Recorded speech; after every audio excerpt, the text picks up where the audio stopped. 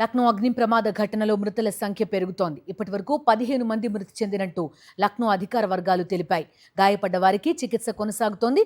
ప్రమాద స్థలానికి UP CM Yogi Adityanath చేరుకున్నారు.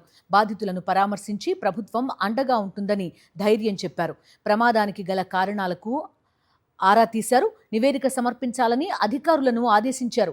ఇటు ప్రధాని మోదీ ఈ దుర్ఘటనపై దిగ్భ్రాంతి వ్యక్తం చేశారు. మృతుల కుటుంబాలకు ప్రగాఢ సానుభూతి తెలిపారు.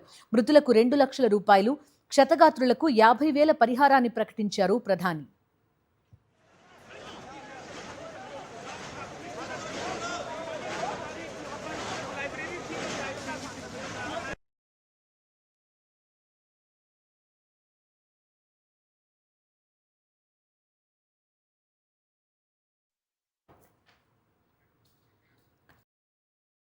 మరిన్ని అప్డేట్స్ కోసం ఛానల్ను సబ్స్క్రైబ్ చేయండి. నోటిఫికేషన్స్ కోసం బెల్ ఐకాన్ పై క్లిక్ చేయండి.